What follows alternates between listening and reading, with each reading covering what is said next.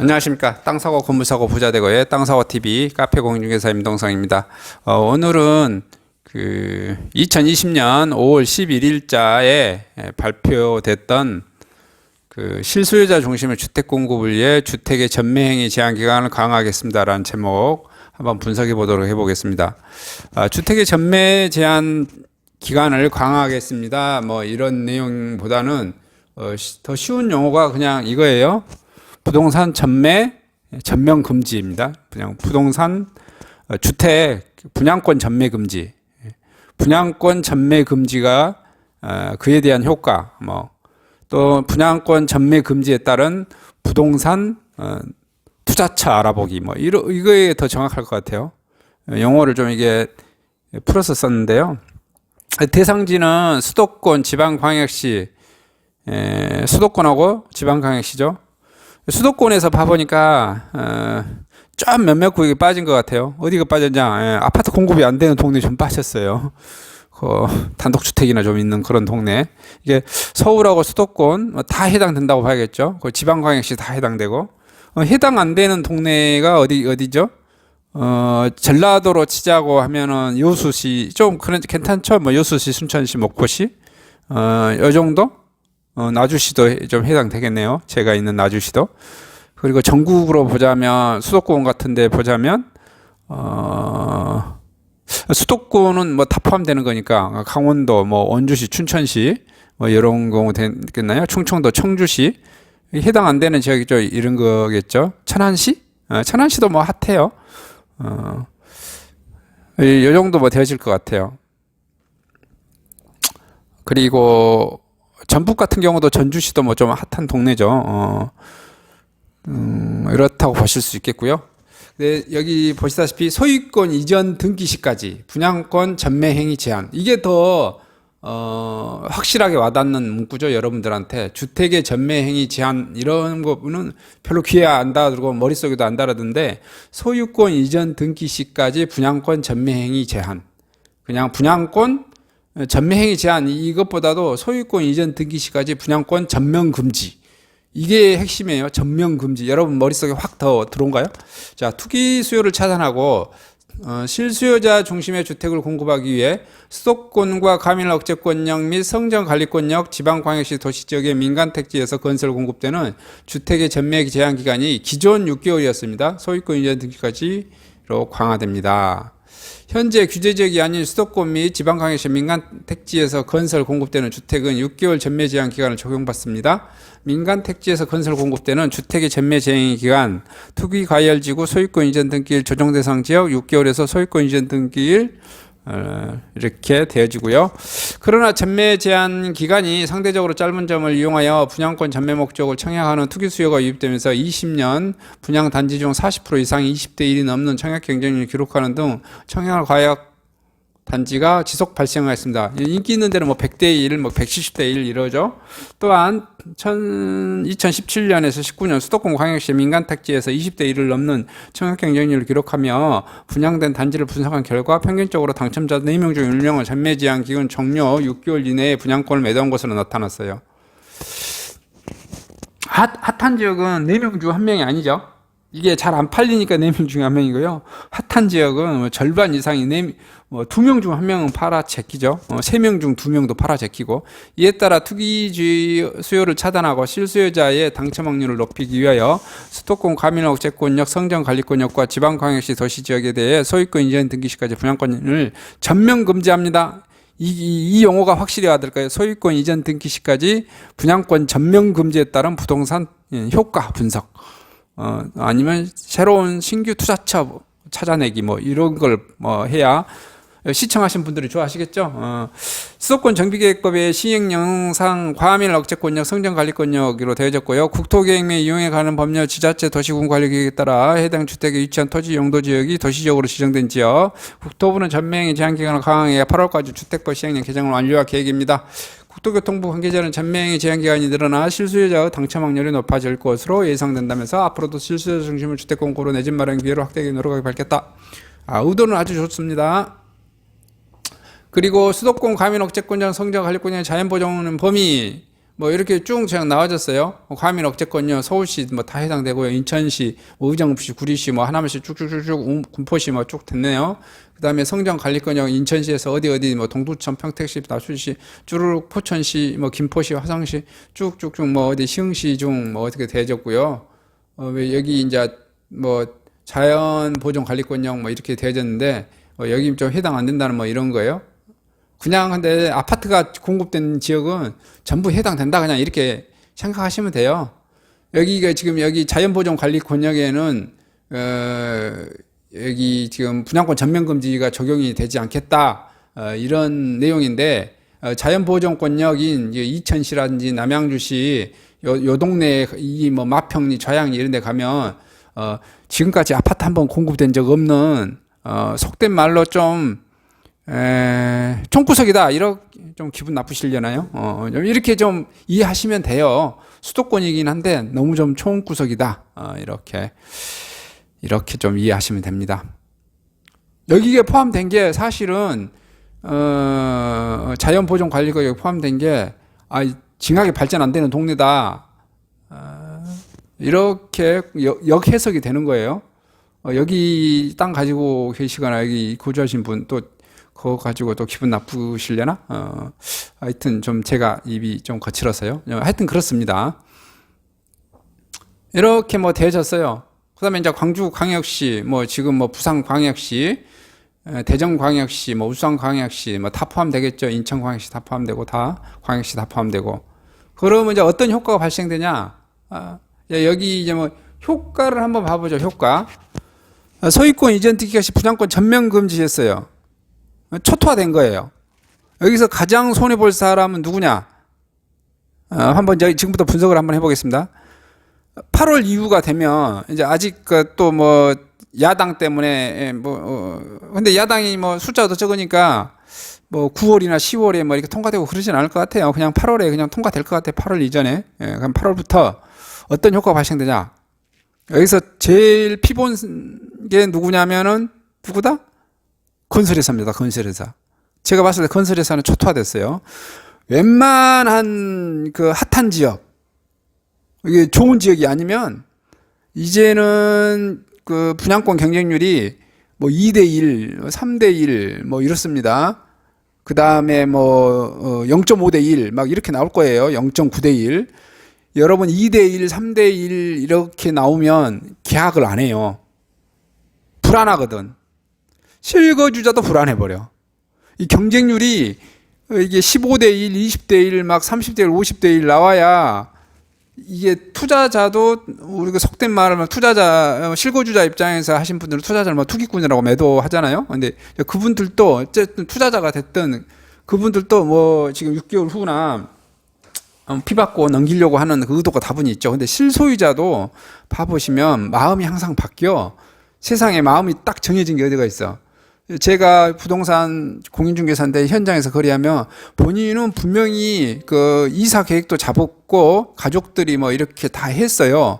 근데 인사발령이라든지 아니면 또 자기 뭐 집에 무슨 또 문제가 있어서 또 계획이 변경돼서 실거주로 뭐 하신 분들도 또 실거주가 안 되게 돼요.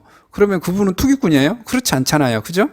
근데 실거주로 딱 하시겠다 하시는 분들도 실질적으로 청약자 숫자가 적잖아요. 그러면 본인은 입으로 분명히 실거주라고 했어요. 근데 뭐냐면은 제가 세상에서 100명을 만나서 이렇게 물어보면 한 50%는 투자자인가요? 한 50%가 실거주자인가요? 그러면 한 50명은 실거주자고 한 50명은 투자자인데 투자자들은 대놓고 말합니다. 전 투자자예요. 시차익 먹고 빠질 거니까 이렇게 설명을 해요. 근데 실거주자들은 전 실거주자라고 말하거든요. 근데 이제 실거주자분들도 투자자라고 말하면 저 요거도 물을까봐 자기는 실거주자라고 거짓말한 경우도 물론 있습니다.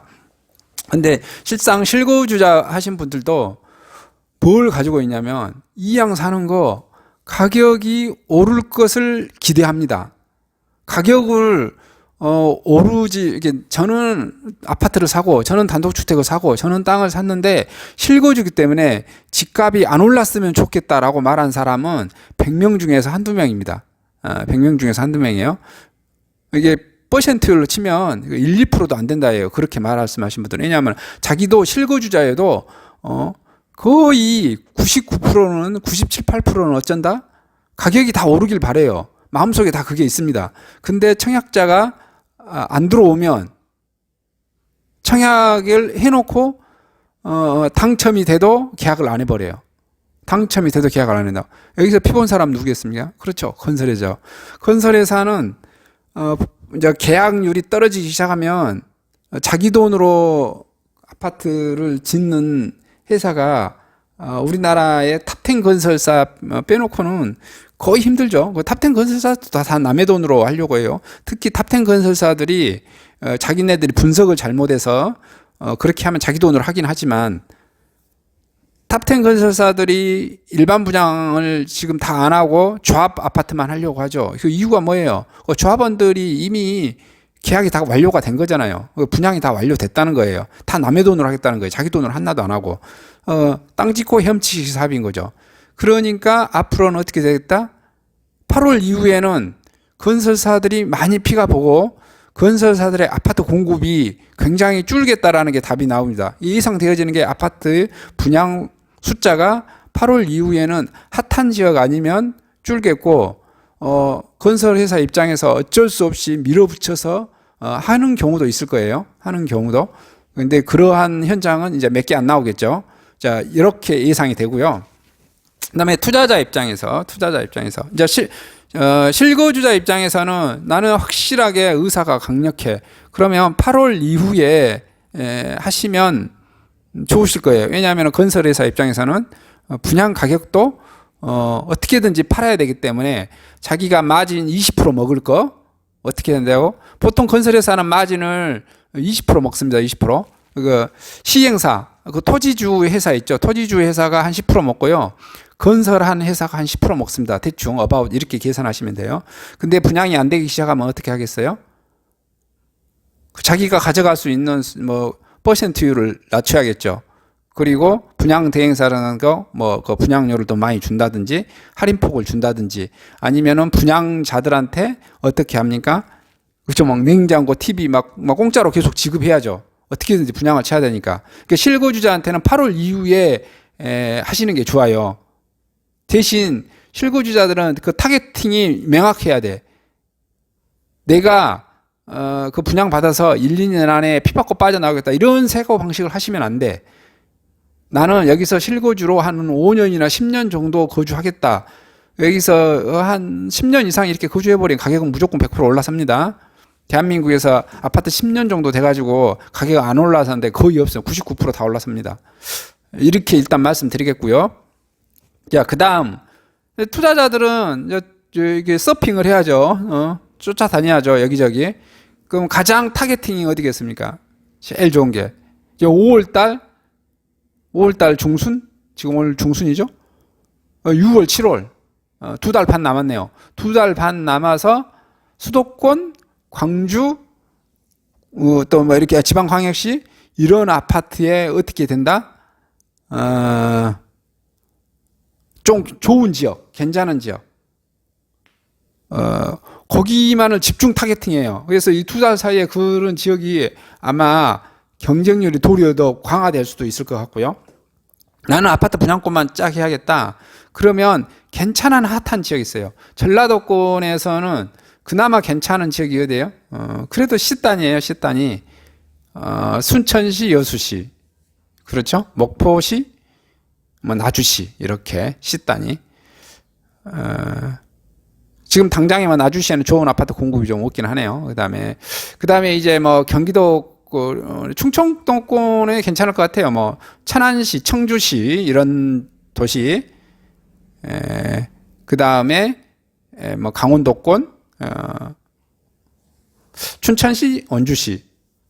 근데 그 시도 또 아파트 공급 뭐 양이라든지 이런 걸 봐서 잘 이렇게 파악해야 돼요. 또 너무 과다 공급된 지역은 또 안 될 수가 좀 있습니다. 자, 그 다음에 수도권, 서울하고 수도권은 어디예요? 어디? 그러니까 제일 좋은 게 타겟팅이 이제 풍선 효과로 이렇게 쏠려갈 수 있는 게 그렇죠. 재개발, 재건축 현장이죠. 재개발, 재건축 현장으로 좀 갈 수 있을 것 같다. 이상 예상해 볼 수 있는 이런 겁니다. 그리고 전반적으로 제가 말씀드렸다시피 8월 이후에는 건설회사들이 피를 많이 보기 때문에 힘들어지기 때문에 분양 시장은 완전히 초토화될 거고, 또 그 다음에 제가 지금 설명드릴 수 있는 게 광주광역시를 기준으로 하자면 기존에 분양했었던 아파트 분양권들이 있어요. 예를 들어서 전남대학교 앞에 있던 뭐 GS 자이라든지 뭐 그런 거 있죠. 아직 지금 이미 분양권이 끝났어. 근데 아직 준공은 아직 안 됐어. 그런 것도 좀 뭐냐면은 물량이 좀 돌겠죠. 그런 것도 좀 중개사들이 막 그런 거 좀 많이 할 것 같아요. 저도 현직 이제 중개사인데, 저는 남자라다 보니까 분양권을 잘 거래를 못해요. 되게 여자분들이 분양권 거래를 많이 하는데, 여자 중개사님들도 이렇게 하시는 거구나. 그 분양권 거래를 또 전담원에서 전문적으로 하시는 분들이 이렇게 쭉 하십니다. 그리고 지금 작년부터 이렇게 전국에 경찰이라든지 국토부 직원, 시청 직원들이 동원돼 가지고 좀 털었어요. 억 단위 벌금도 과태료도 두드러 맞는 중개사들도 있고요. 근데 그렇게 해서 상가나 토지로 이렇게 돌아선 중개사들도 있고요. 폐업한 중개사들도 있고요. 또 배운 게, 우리 그런 표현을 쓰죠. 배운 게 도둑질이라고. 나는 배운 게 건설이야. 계속 건설업 관련 일을 하는 거죠. 나는 배운 게 의료 행위야. 뭐 계속 이 편법을 하든 합법을 하든 의료 행위를 하는 거고, 나는 배운 게 영업이야. 계속 배운 게 그 영업 파트 일을 하는 거죠. 근데 부동산에서도 봐보면 배운 게 나는 분양권이야. 그나마 나는 공인중개사 자격증도 없어. 이렇게 되신 분들, 제 핸드폰으로도 문자도 계속 뭐 들어오고 그렇습니다. 그분들도 봐보면 끝까지 배운 게 그 분양권 전매가 업이기 때문에 또 그걸로 타겟팅해서 돈을 잘 버시는 분들이에요. 그 시장을 떠나지 않죠. 그 시장을 떠나지 않고 주된 타겟팅이 해야 되겠다. 지금부터 5월 중순부터 해서 7월 말까지 아파트 분양된 것.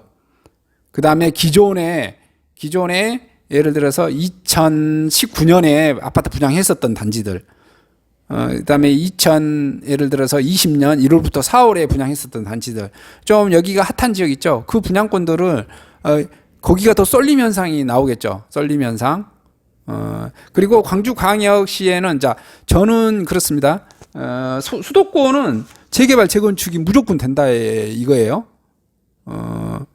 근데 광주광역시도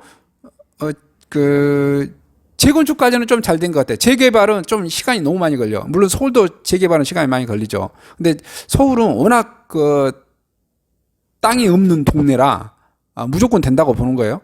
광주광역시는 재개발은 조금은 옥석을 가려야 된다. 왜냐하면 광주는 땅이 너무 많죠. 광주광역시 땅 지도를 봐보세요. 그린벨트 땅이 50%가 넘어요. 50%. 풀면 우리가 광주광역시 안에 봐보면 논밭이 엄청 많잖아요. 그렇기 때문에 그 재개발이 쭉 되는 것은 수요 분석을 좀 하실 필요가 있는 것 같고요. 이제 제가 보기에는 좀 그렇습니다. 이렇게 해서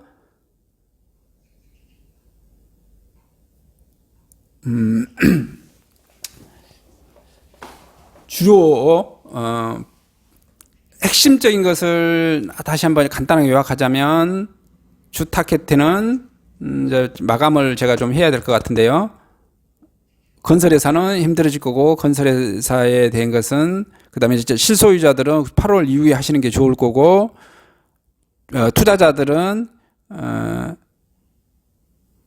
5, 6, 7 여기에 좋은 아파트 분양 현장 할 거거나 그 전에 하시거나, 조합 아파트를 재건축 재개발 여기를 하거나, 광주광역시에서는 저는 조합은 좀 추천해 드리지 않아요. 광주광역시 조합은 많이 좀 빠그라지는 경우가 많으니까 조합은 좀 옥석을 한 10개 현장에서 한두 개 정도만 성공하시니까요. 좀 이렇게 조심해서 접근하시라 이렇게 말씀드리겠고요.